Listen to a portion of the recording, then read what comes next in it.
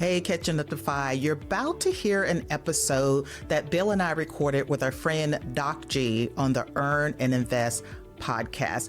And we love going on other shows to spread the message that it's never too late to catch up. So listen in. Jackie, there are rumblings that we have a recession coming. What do you hear from your community of late starters? Are they anxious? Yes, of course. And maybe even more so because they're getting a late start, right? They're just trying to get going, and now this happens. And I don't know that there's any good way to sort of calm those feelings except to try to talk a little bit about history. Like when 2008 happened, and that's a good thing for most of us late starters, a lot of us remember 2008. And if I could bottle up those feelings in 2008 and then look at what happened after that, that just helps you put things in perspective. But nonetheless, people are anxious, they're nervous, they don't know what's going to happen. People don't like uncertainty. It's a bit manufactured. Policies that have been instituted, party independent, are creating this. The fundamentals of the market didn't change.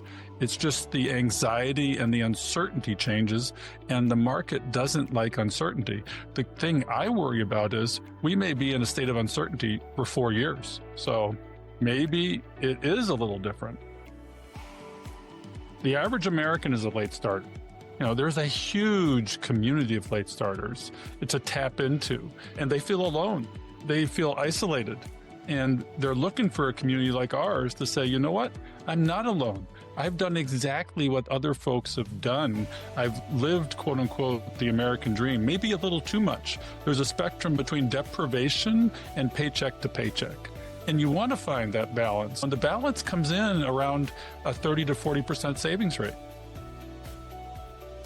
Welcome to Catching Up to Fi, a podcast on mindset, money, and life for late starters of any age on their journey to financial independence. I'm Bill, and I'm a late starter. I'm Jackie, and I'm also a late starter, and we're your host. We're here to help you on your journey to financial independence, no matter where you're starting. We're going to talk to experts, other late starters, and explore topics related to our mission. Join us as we catch up to Fi together. I'm Bill Yount. I'm Jackie Cummings-Koski, and you're listening to the Earn and Invest podcast.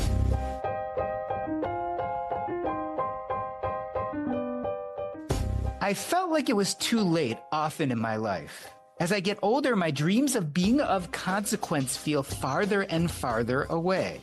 In fact, it took me almost half a century to publish my first book. What if I had done it earlier? I encounter the same sense of loss with my dying patients. Told they have weeks to live, it feels impossible to undo their regrets, to catch up to all that has been left unsaid or undone. But even for the dying, there's still hope. There's always the possibility of one more trip to the ballpark, one phone call away from fixing a relationship that feels irreconcilably broken. Even for the dying, it is sometimes not too late. So why would it be for you?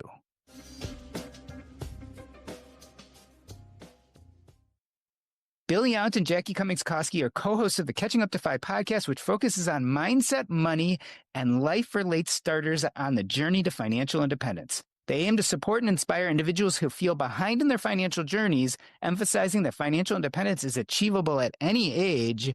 Bill and Jackie, welcome back to Earn and Invest. Jackie, there are rumblings that we have a recession coming. What do you hear from your community of late starters? Are they anxious? Yes, of course. And maybe even more so because they're getting a late start, right? They're just trying to get going, and now this happens. And I don't know that there's any good way to sort of calm those feelings except to try to talk a little bit about history. Like when 2008 happened, and that's a good thing for most of us late starters, a lot of us remember 2008. And if I could bottle up those feelings in 2008 and then look at what happened after that, that just helps you put things in perspective. But nonetheless, people are anxious, they're nervous, they don't know what's going to happen. People don't like uncertainty. So there are some people that are doing some, drastic things, pulling money out of the market, changing their asset allocation and things like that. But we do have a group of people that are like, stay the course, stay the course. So it's all over the place. Bill, our friend JL Collins often says that if you're in the accumulation phase, you're almost rooting for a recession, especially if you know you're going to have a job. Does that argument work with late starters? I mean, can we calm them down and say, no, wait, this is a great buying opportunity as long as you have an income? Yeah, exactly. I mean, there's actually different phases of late starting. There's early, mid, and late starting. The journey is about 15 years, 12 to 15 years, give or take. And you can be for 8, 10 years, 100% stocks, as long as you have that 5 to 7 year runway on the back end. And those of us that, like myself, who are within 5 years of retirement, may well be a little more nervous. But I did downshift my portfolio, and I have that cushion, that buffer that allows me to weather this. I am still working, and I plan on doing so for the next 4 years. So I'll work through whatever it is, recession or not. And yesterday or the day before, I used the downturn, the correction, to do tax loss harvesting. This was an opportunity to take advantage of that and buy more. We have seen in our community a few people that said, I'm so smart. On January 20th, I sold out to cash. And, we tell them, okay, when are you going to get back in? How are you going to avoid the whipsaw being right on both ends of this? So, yeah, you can feel smart on the front end, but you can also wait too late to get back in. Jackie, Bill mentioned that magical 12 to 15 years, this idea that you can go from, let's call it even, or maybe even in debt, to financially independent between 12 and 15 years, even for late starters. Do you think that still holds? I mean, you guys have now been doing this podcast for a few years. Your community has grown. Do those numbers work? I think they do. For me personally, it took about 10 to 12 years. And I think it all depends on when you wake up, where are you at? A lot of people don't realize that they've already been doing things that actually has moved them forward without even realizing. Maybe they were putting money in their 401k, like up to the match, or maybe the 10% that everyone talks about. Well, that's something. So in a lot of cases, they're not starting at zero as far as the investments. Now, if they have a ton of debt, they have to do that. But I feel like when you have that mindset shifts, boy, you can move a lot faster than you thought. I think about the mom and how her adrenaline flows when she is protecting her cubs. She's so much stronger than she ever thought she could be. And I kind of feel like late starters are that way. So I definitely believe that time frame, for me, it was 10 to 12 years, but 12 to 15, absolutely. Our traditional, I guess, career advice and working lifetime society says that it needs to be 30 or 40 years. It really doesn't. Whether you're starting early, let's say at 25, and you do it in 15 years and you're done at 40, or if you're waking up late and you're starting at 50, or let's say 40, and you do it at 55.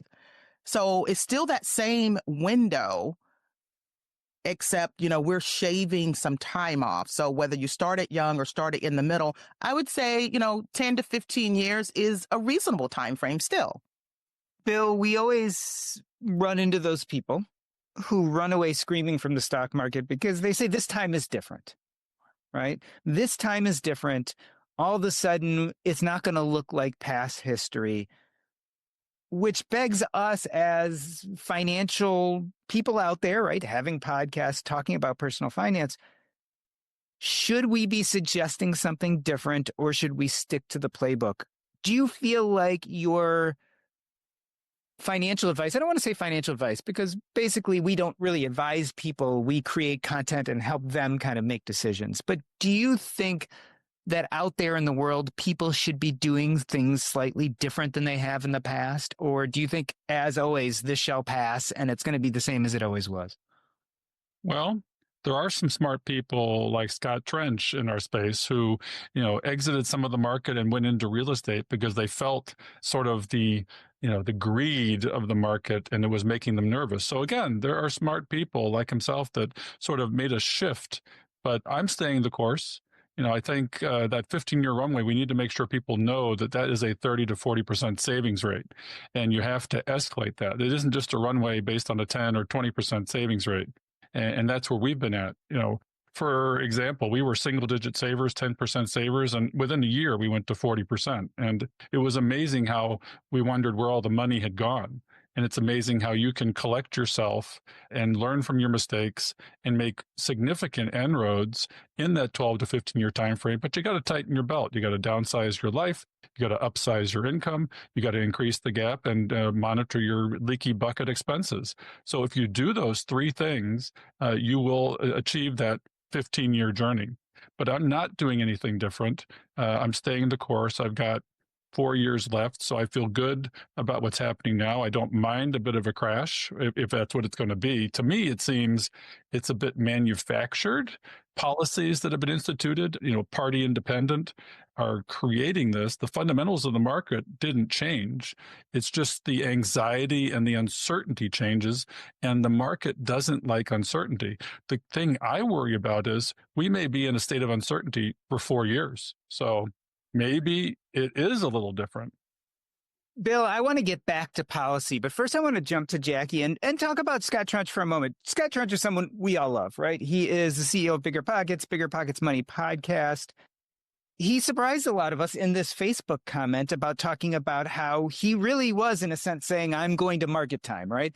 I feel uncomfortable because of what's happening currently, so I'm going to change my asset allocation. And we always say, well, you're not really supposed to change your asset allocation based on acute market changes. You're supposed to put together a plan for yourself over decades and then stick to that plan, because we know that when our emotions get in the way of something that just happens, we tend to sometimes make decisions that aren't the greatest.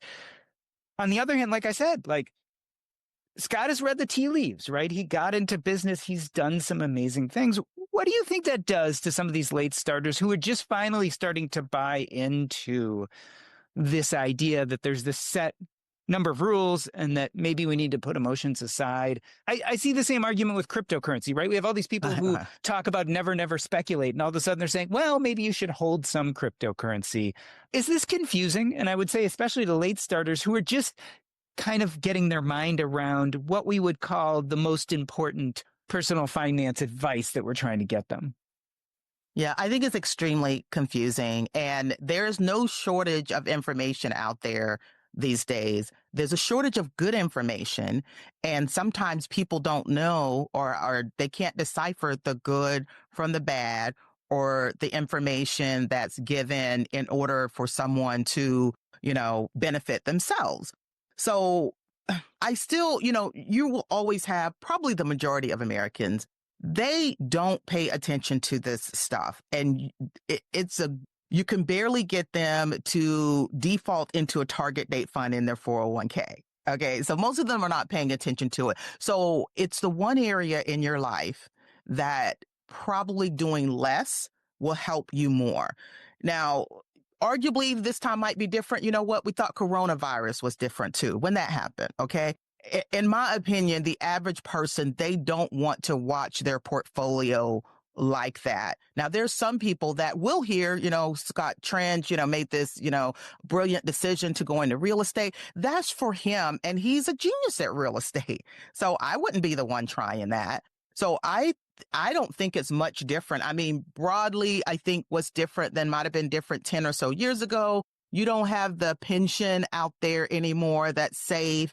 And a lot of us late starters, let's say people in their 40s and 50s, are that generation, Gen X, where they're likely to have a frozen pension, a partial pension.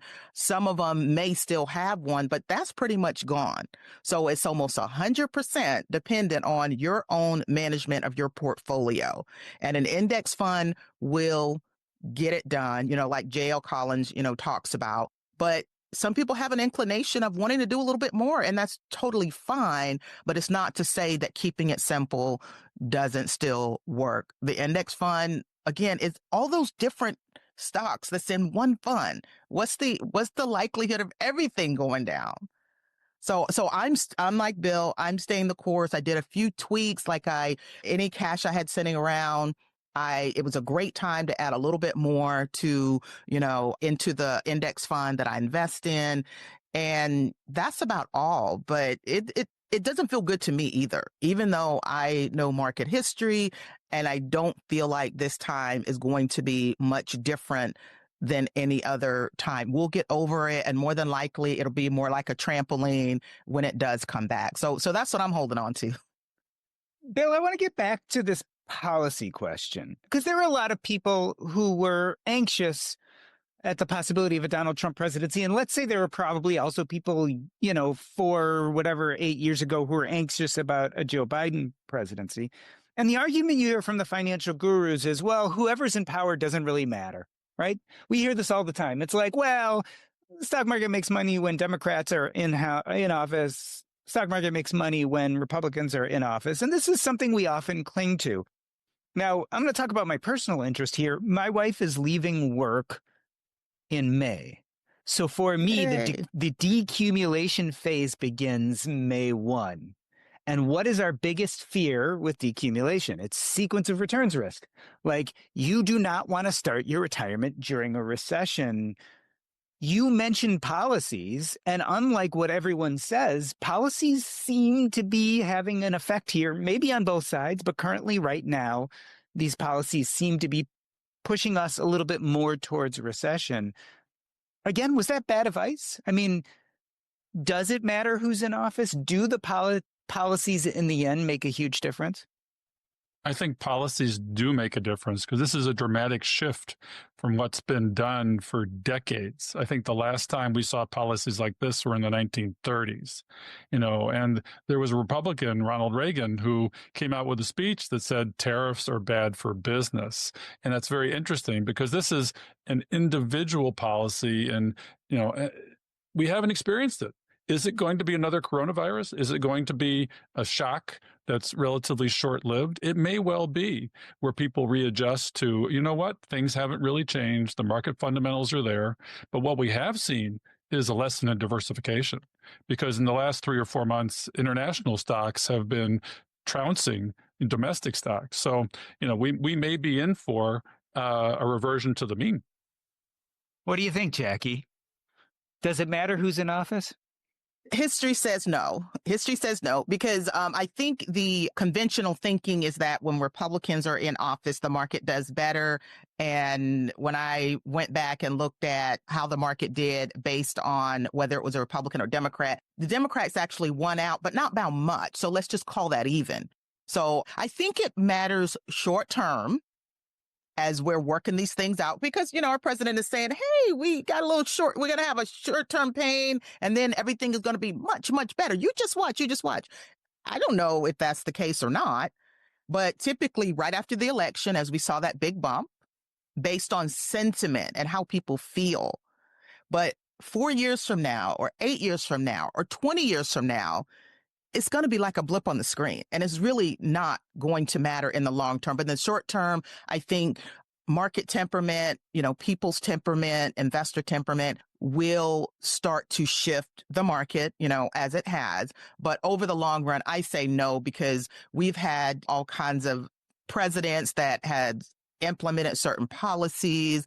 If we weren't living back then, we don't feel it the way that the people did that were living back then.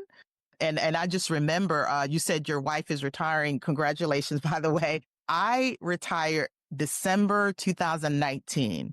So 3 months before COVID. Yeah. And it felt awful. And I asked myself the same questions, sequence of return risk. I picked the wrong time. This is horrible. And within a year later, it was like, what?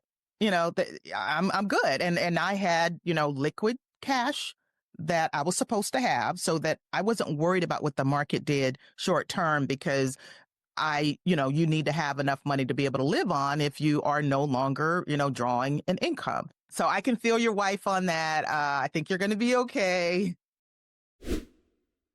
I have a question for you. Did you guys do anything knowing your wife was going to retire with your portfolio? Did you make some alterations?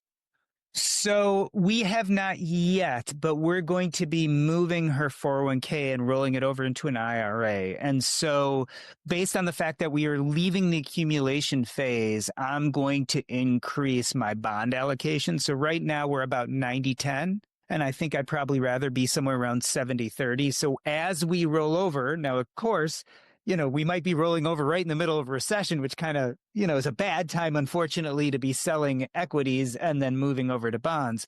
But the goal would be to realign slightly for the decumulation phase by having a slightly higher bond allocation. I'm a big fan of our friend Frank Vasquez. And although I don't do a risk parity portfolio, what I draw from him talking about a risk parity portfolio is really when you go from accumulation to decumulation, you're not really worried about returns nearly as much as you're worried about losses. And so what's great about a risk parity is what you're trying to do is trim down the worst moments of your portfolio's future so that the losses aren't as deep when the market does funny things, and you're willing to accept slightly less returns at other times when the market's doing great things. And so I think a lot about risk mitigation, risk management. Not can I get the uppermost returns of my portfolio, but can I mitigate the downturns in the portfolio enough? Because even if your allocation drops 5%, but the rest of the market drops 10%, long term, that's going to serve you really, really well. And so that's how I think about it, and why I very much had a plan as I moved out of the accumulation phase to ease up a little bit on the equity allocation. And so that will be the plan. Do you have any regrets that you didn't do it on January 20th? I can't read a crystal ball. And so, I would never, ever make a decision based on who, for instance, got elected. A family member of mine famously, when Trump got elected in 2016, cashed out her 401k and left it there for the next bunch of years.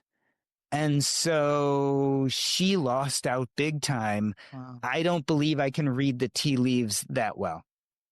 Same here, Jordan. Yeah, same here too. I have no regrets.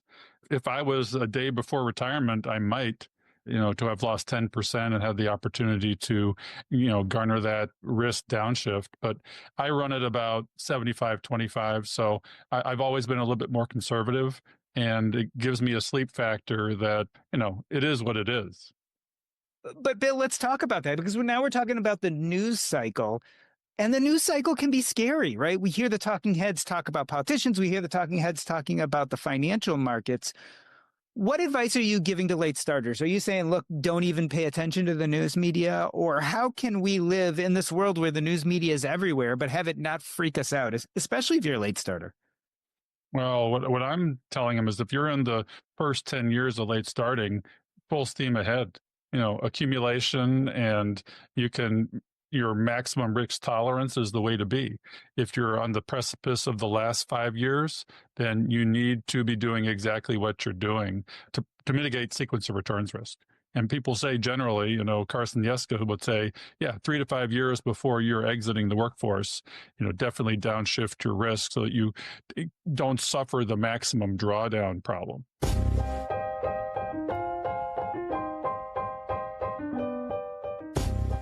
We are talking to Jackie Cummings-Koski and Bill Yount. They are the hosts of the Catching Up to FI podcast, and we are talking about what it feels to be catching up in what feel like uncertain times. We're going to take a short break. I'm Doc G, and this is the Earn and Invest podcast.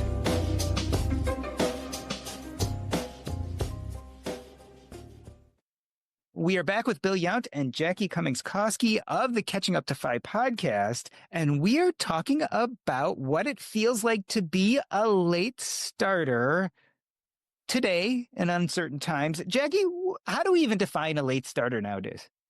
So a late starter is not that much to do with age. It's just someone that is figuring out their finances and starting their path to financial independence a little bit later than normal, whether they think that in their mind or if it's true. So Bill mentioned that we kind of have 3 different buckets of people. So we've got people in their 30s that feel like they're just late because they can look at the trajectory. And if they've got a ton of debt and save nothing, then they're behind. So that could be a late starter. Someone in their 40s, where they haven't done much. Maybe they did the minimum or whatever, but they are just getting going, but they still have a little bit of a runway before they believe that they need to retire. And then someone that might be really close to retirement and are like, how am I ever going to retire? And then they wake up. So those are the main ones. And sometimes they're circumstantial, like certain things that happen, divorce, maybe even someone that immigrated from another country. So you've got those people as well that's just restarting and trying to get going. So it goes all over the place, but a lot of it is in the mind. Like I woke up at about 38. I believe that's a late starter, but some people will tell me that's not starting late. Late starting is a state of mind. And that's why we have 30-year-olds in our community, 40-year-olds and 50-year-olds. It really is a state of mind because generally there's a shock. There is some kind of shock to your system, a job loss, a divorce. That's very common in our community. That causes you to wake up and realize, I need to take control of my money. I've abdicated control. Like in my case, we were in a private bank. We were paying lots of money to get very little. And it feels good to take control of your money because you're going to be your best advocate. Nobody is going to care for your money better than you. Jackie, the name of the podcast is Catching Up to F.I.R.E. F.I.R.E, of course, is financial independence, reminiscent of the F.I.R.E movement, which I think all three of us at one point or time would say we were definitely a big part of. Financial independence, retire early, started as a movement of fairly wealthy people who hated their jobs, wanted to grind it out and retire early. But it has evolved over the years. Evolved into this idea of passive income and side hustles. And it also more recently with SlowFi and CoastFi, have really evolved into this idea of lifestyle design. This idea that maybe we're rushing towards financial independence too fast, and we need to make sure that we're going to live our best lives today as well as tomorrow. Jackie, how does that feel to late starters? And is the advice changing a little bit? I mean, the advice used to be, hammer down on the savings, hammer down on the frugality. Maybe you won't love life now, but it'll all be worth it in 5 or 10 years. Do you think the late starters are bringing this newer message of lifestyle design into their F.I.R.E trajectories? Are they leaving some space to actually spend money and enjoy today, even if maybe it'll take them a little longer to get to financial independence? I think so. It's kind of like a little relief valve. But yeah, I was there in the early. I still very much consider myself a part of the F.I.R.E movement. There's amazing people. I love the mentality. I'm proud to be associated with it. But yeah, early on, we had this grind. I think when I first found it, it was like 2013, 2014.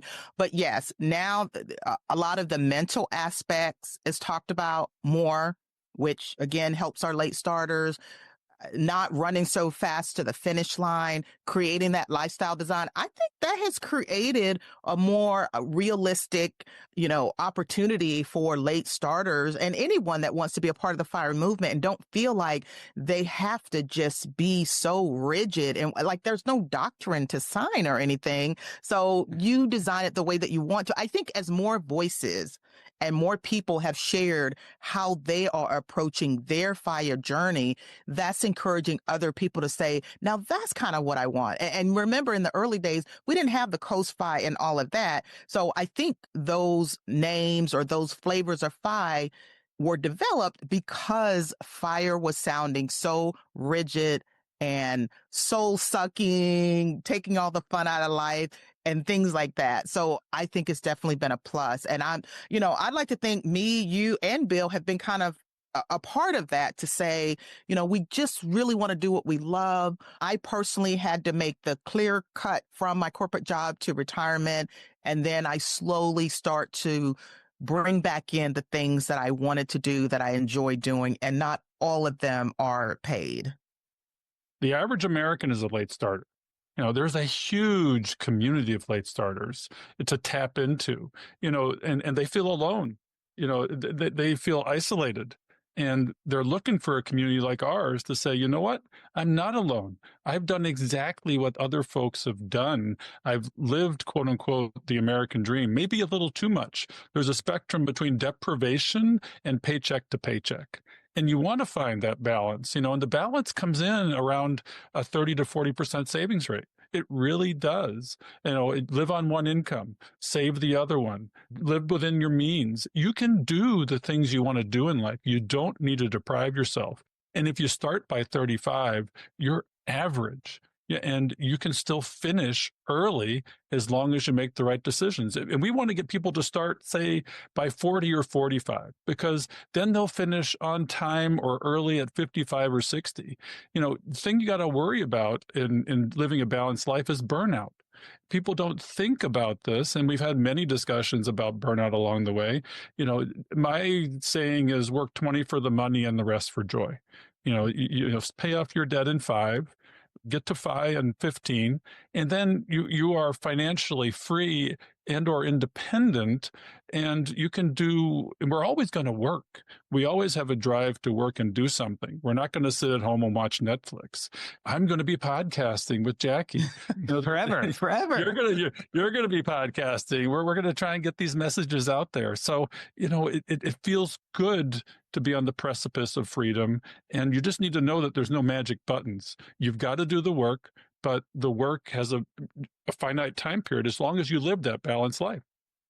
Bill, talk about that a little bit. I want you to be personal here. I mean, you are the poster child for late F.I.R.E, right? Late starter F.I.R.E. In fact, you partially started this podcast with Becky Heptig because you felt no one was talking about people who had kind of your set of circumstances. On the other hand, I would argue, knowing you over the years, you burnt out on F.I.R.E in some ways, right? You, I think, had a plan to get there really, really fast and then had to rejigger, reorient. I think even this podcast is kind of more of a passion project, right? You could make more money being a doctor, but you do this podcast because on some level you said, well, I don't want to spend more time being a doctor. I want to spend time doing some other things that light me up. So talk about your personal journey of getting to the point where, like, when it was too much thinking about the money and not enough thinking about life. Well, therein lies the balance of a marriage, a partnership, a joint venture, a business. My wife is the big picture person, and she's much more the balance. And I was hard driven because of burnout and wanting to exit my job. And in order to work longer, I had to cut back on work. As you call it, it's the art of subtraction. And I love that because I couldn't work hard charging, and I work 10, 12-hour shifts a month. I have free time to do this with you and, talk to other really wonderful minds, do research on, my journey. Just like Christine Ben says, I love learning from other folks. I am not going to retire on a podcast. People don't realize that podcasts, unless you're in the top 0.5% of podcasts, you are not going to retire on podcasting. We're lucky that our costs are covered, which makes it a net zero hobby. And, it's a passion thing, and that will carry me into retirement because you have to plan for that time. You can't just go cold turkey. Jackie, are you optimistic looking towards the future? I am. I think all of us, all three of us, have gotten to a point of financial independence where we have choices. And I remember how it was, like it was yesterday. Growing up when I was in poverty, there was so much we couldn't do, and money was always the reason. So to have the choices that I have today, I would have never imagined. And I know that there's a ton of people like me, like, the 30% or 40% savings rate, that's great. Some people can never imagine that, because if you're a lower income earner, these days, let's say $40,000, $50,000, the average household income in America is 70. So lower income, let's say, is 50. That's darn hard to get to 30 or 40% savings rate. But I always say, is your $50,000 salary a permanent state? And 9 times out of 10, it's not. You're going to start to increase your income, whether through a promotion, side hustle, or whatever. So as long as there's movement. So even if you don't reach that magical financial independence or retire early, if you are getting on the path of learning more about your money, becoming more educated, becoming financially literate, you are advancing somehow. And more than likely, you've got either kids or other young people in your life that are watching what you're doing. So I'm optimistic because the movement that you make is so impactful to your life and possibly impactful to the others around you, and that can make a difference. I completely agree because the recovery from late starting creates generational financial literacy. We talk about generational wealth, but hopefully the next generation, your kids, your nieces, your nephews, the people that you're surrounded by will by osmosis realize that I need to pay attention to this. And there's some simple principles, tenets of financial independence that are critical. Jackie and I just gave a talk at the University of Tennessee to 25 students in the School of Agriculture because the professor had the foresight to say, you know what? It's not just about options trading. We need to learn basic personal finance. And they all came up afterwards and said, this is great. They lit their fire and they're all going to be different and financially free sooner than other folks. We in the financial independence movement need to take the responsibility of getting the message out there. We can't live in our own bubble. You know, we want people outside of the FI bubble to find our community of late starters. Jackie, what is the biggest hurdle you think late starters face right now? I mean, I always say the first part is the mental part, believing that they can do it, maybe acknowledging certain things that have happened in the past, that their path is different. I think that's the hardest part to do because everything else you can read in a book, you can, watch a YouTube channel or listen to a podcast. So the mental part is by far the hardest part. And then I guess after that, it would be trying to decide which of these financial levers should they be working on first. And in order to do that, you have to know where you're starting. So you have to pull together things like, what is your debt? Do you know how much debt you have? Do you actually know how much you got coming in? And, gross versus net income, how much taxes are you paying? What are your investments? Do you have investments at 5 different former employers? Pull those all together. So knowing where you start, a lot of people have, they don't have any idea about that.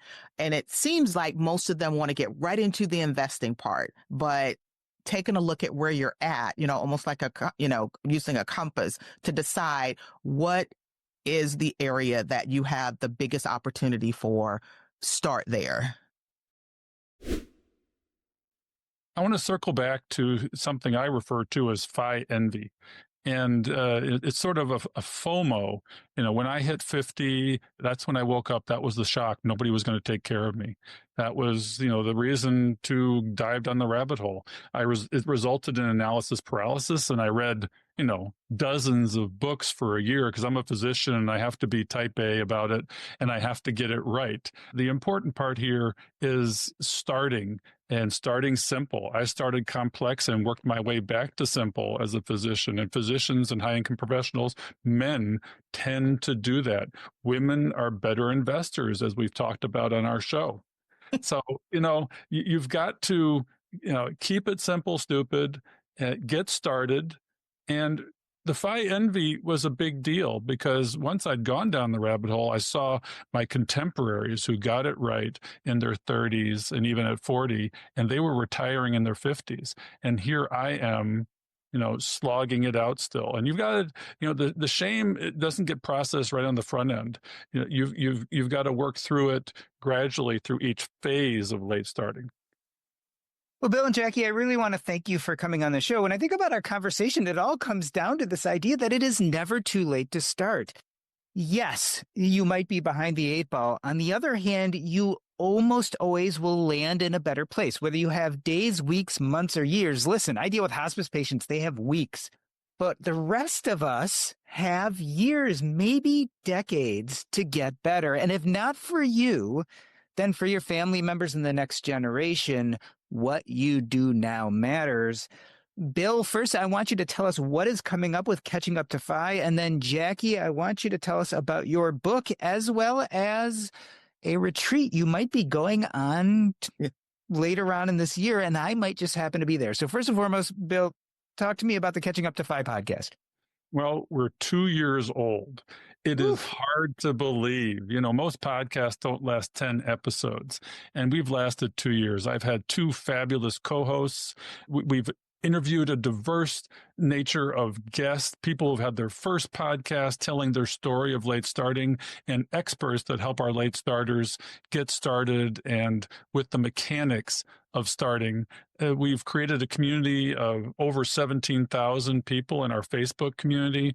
We're pushing 1 million downloads, which I never thought would happen. What's really cool about this is part of our legacy. This is part of our gift to the world. I never thought I'd have a graphic on Apple Podcasts or Spotify that might live forever. And this podcast, whenever it's done and gone, will help others. And I've had more gratitude, as I've said many times before, in 2 years of podcasting with people saying, "You've changed my life. I've binged all 120 some episodes. I've taken notes. I've spread the word to my family." It's heartwarming because I haven't had as much gratitude as a physician in 30 years of practice. Yeah. Me neither. Yeah. Jackie, tell us about your book and specifically what retreat are you going to be going to? Yeah, the book is right behind me, F.I.R.E for Dummies. That came out last year. So I'm coming up on a year, April 30th. It'll be a year. As you know, writing a book is tough. So I had to hunker down, and I had been retired, not used to a rigid schedule, but it was a rigid schedule writing that. But as you know, it's like having a baby. You spend a lot of hard work and time developing and all of that. And to see it come out, I wanted to get it out in the atmosphere because it is, it puts things in order for anyone that is seeking F.I.R.E. At least it will walk you from A to Z, very clear, very concise. And I'm happy I got that out there. So the retreat is called, as you know, F.I.R.E Freedom Retreat with our wonderful friend, Amy, and she lives in Bali. I have not done a lot of international travel. So I was a little bit anxious. And by the time I talked to Amy, my nerves were calm. She absolutely loves the Bali area, the community, the culture. And she is inviting us, through this retreat to enjoy and experience, this paradise. And we're going to talk about, the mental, the emotional, and all the sides of our money and financial independence. And I'm honored to be one of the speakers, and even more honored to be along with you because I respect what you do. I feel like you have a very unique lens, and I just love that how you calmly and always very in a balanced way, talk about things and approach things. And you're so deep. So that's going to be a lot of fun. So it's a F.I.R.E Freedom Retreat. It's both. There's 2 weeks this year. Both sold out within minutes, or at least within 24 hours. So she will have it again next year. She'll just have one, but it's going to be an amazing time. It's in September this year, and I cannot wait. Bill Yount and Jackie Cummings-Koski, thank you so much for being on Earn and Invest today. Oh, it's our pleasure, right, Jackie? We love it. Thanks, Doc G. We love you. Thanks for having us back. That's a wrap.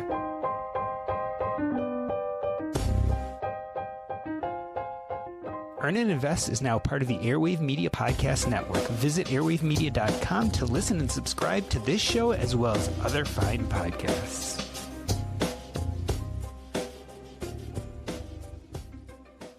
During this conversation with Jackie and Bill of Catching Up to Fi, I touched on this idea whether for late starters times are different. What do I mean by this? Well, whenever we have investing, we always have people say, well, this time is different. I can't tell you how many times market goes down and everyone says this time is different for plethora of reasons.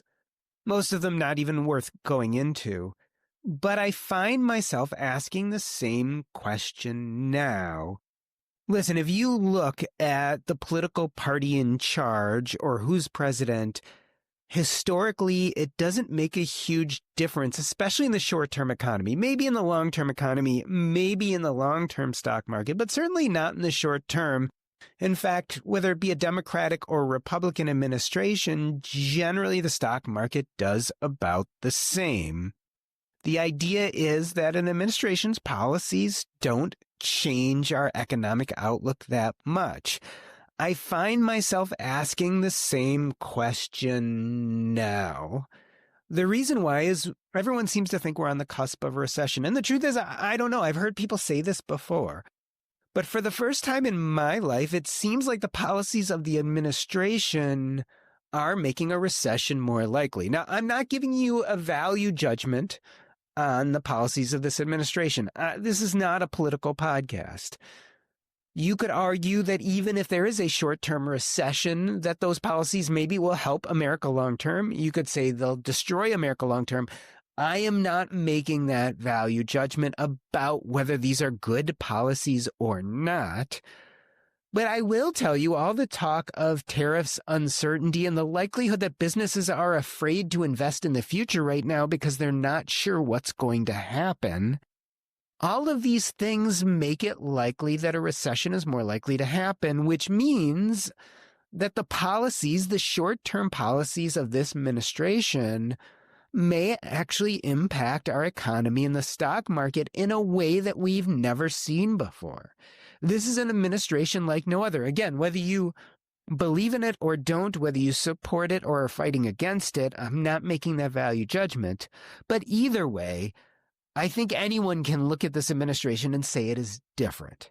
And so if it is different, the policies of this administration seem to be pushing us more towards a recession, which again makes us ask the question, is this different than something we've seen before? And if it is something different than we've seen before, should we be reacting differently, right? We're usually not supposed to change our asset allocation because of short-term changes.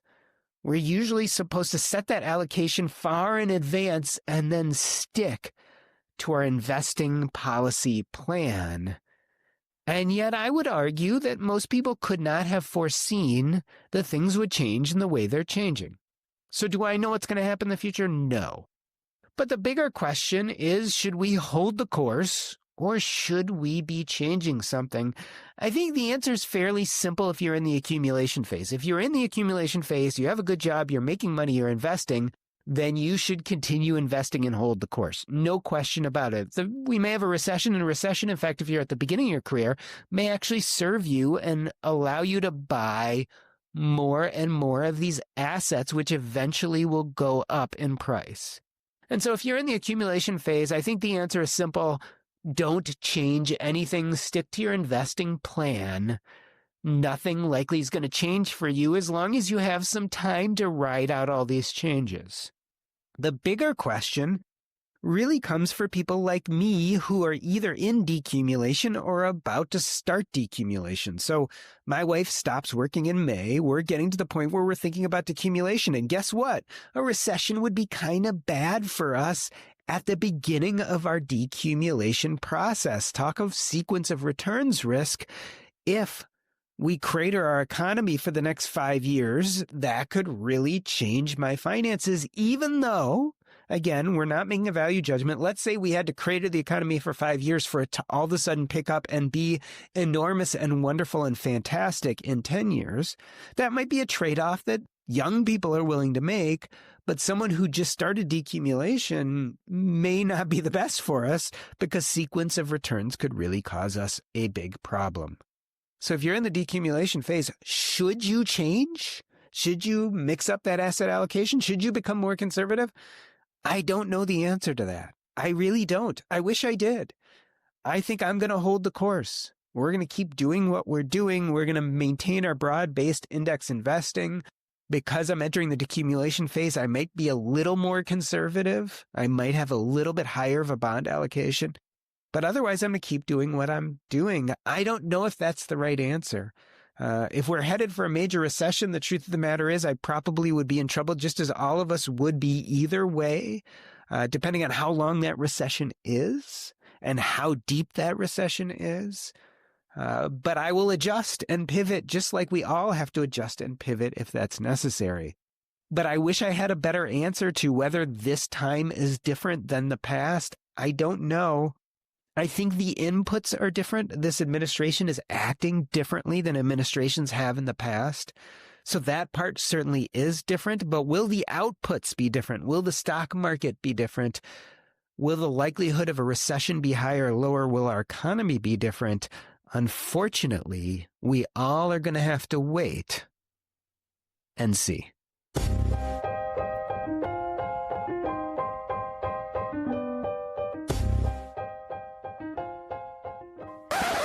All right, as you guys know, I leave things running for our after show. Bill, you said something that I say a lot, and it's weird, right? Jackie, and you can chime in on this. Like, I was a physician for all these years, and every year I might be able to touch 1,000 lives, right? Some I helped, some maybe I didn't help, who knows? But, you do your thing.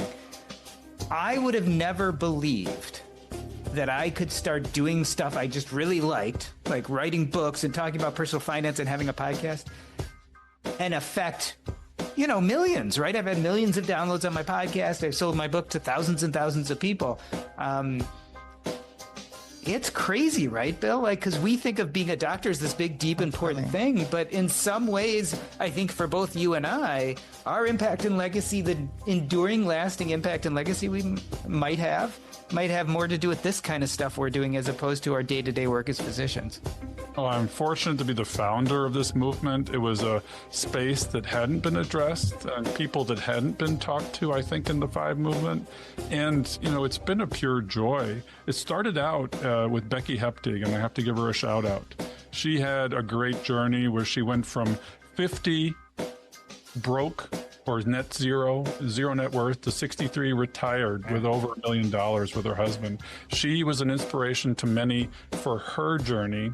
And, now with Jackie, she legitimizes the show. She has a CFP. She has the numbers. She has the background. She has a financial counseling degree, and she's written 2 books. So, it makes me look smart to have such a great team around me.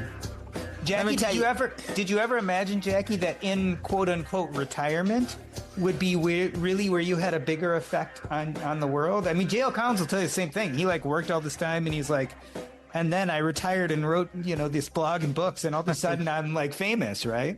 It is. I would have never imagined, going all the way back to my childhood. Definitely, these aren't things I would even dream of. My big dream was just being middle class. That was my big dream. But when I retired, I guess the one thing I knew is that financial literacy and education was very important to me. And the reason why is because that was the key for me that changed my whole life, that took me from poverty to middle class. And I'm like, I'm not that special. And there's a lot of other people. And as you know, the FIRE movement, like you said, it started with, mostly wealthy people, high income and things like that.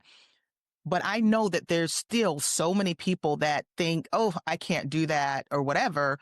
But there is still a place for people that aren't making a ton of money, but they can make some movement. And those are typically the people I'm trying to talk to. And so that's why I think me and Bill have a really good balance, because he's a rich doctor. I'm the poor Black girl that grew up in South Carolina. And he hates when I say that, but it's true. And that's how society sees it. That's how society sees me. Sometimes I think I get more attention because I'm more of an anomaly. I'm the demographic. Check all the surveys and all the research and statistics. I'm the demographic that they say is the most likely to be in poverty. Black, single mom. Mm-hmm. And so I was up against that stereotype and those statistics as I'm doing this. So because I did it, and I don't think I did anything extraordinary, I did go to college. I got a 4-year degree. I didn't have any huge special talent. I worked for a company that, the company was fine, but I did the job to get a paycheck. I never made over 6 figures, so I wasn't a high income earner. So I didn't have any unique something sprinkled on me or anything. Well, can I jump in though? I have to say, and take this for what you will. Yes, the things you've done are reproducible, or we wouldn't be trying to teach them. Right. what was unique about you is you believed a different way in a society that told you you shouldn't believe it. And that is unique to you. And that is unique to people we see in this community who have had to buck the social norms that were placed on them by birthright. What we see in this group of people who are exactly like you is they didn't buy the story that was told to them. They Right. didn't buy it. True. Yeah. So true. And I'll accept that. And that's why I say the hardest part for a late starter, really anybody, is the mental part. It's like nothing is happening unless you in your head believe that it's possible. Maybe because you've seen it, you were exposed to it, or whatever the reason is. But if you don't have it up here, it's just not happening. And let me just clarify. It's not that I say you don't buy the story. Everything should have made you want to buy that story because everyone is telling you that. It's not that the people who do buy the story are flawed. It's that the story is so goddamn pervasive that it's really hard. And that does make you unique because I think you had every reason to not believe in yourself or your ability or the idea that you could be where you are today. And yet you did anyway. Go ahead, Bill. So I got to push back against the rich doctor here. People need to understand that more money, more problems. Okay. Yeah. Lifestyle inflation is more prevalent, I think, among the higher income professionals. We have targets on our back for the financial services industry. And I need to tell you that there's, at age 60, among doctors, there's 25% of them that don't have $1 million. And that's been in survey after survey that Jim Dolly has published to his website. He's the White Coat Investor. And that is sad. You can be a high-income professional and not be wealthy. Wealthy is different from rich. Wealthy means you've bought assets, and rich means you spend it all. And you look rich, but you're not. You're not the millionaire next door by any means. So are you saying you used to be rich when you were the broke doc, when you were not saving anything? I lived a rich life, which provided a lot of memories, but I did not live a balanced, wealthy life. And that's what we're trying to achieve. So, Bill, as you know, we cannot do this show without our amazing staff and the people that help us put this on. Our social media maven is Diana Falk, and our editor is Fritz Brizard. We love them, and they keep us going. Yeah, Jackie, I mean, this show wouldn't have the quality it has without our folks, our peeps. And we'd also like to give you a few calls to action for the show. We love our community, and we hope you love us back. If you would like to support the show and our mission to help late starters, you can do that at Buy Me a Coffee, which is a platform that allows you to make a donation. The link is in the show notes and on the website. Check out the show notes for resources mentioned in today's show. Also, head on over to our website at catchinguptofi.com and check out our vetted resources, partners, and affiliates for discounts and their services because we love sharing great deals. Please share the show with others and head on over to our Facebook community to help us grow. If you prefer video, head on over to YouTube and watch the show there. We hope you've enjoyed this episode of Catching Up to Fi. We would appreciate it if you could also leave us a 5-star review to help our message reach others. And while we are financial educators that love to teach, remember that our content is for general education and information purposes only. We are not providing financial, legal, or tax advice. Always do your own research or consult a professional before making important decisions. So, Jackie, we'll see our audience next time on Catching Up to Fi. Cheers.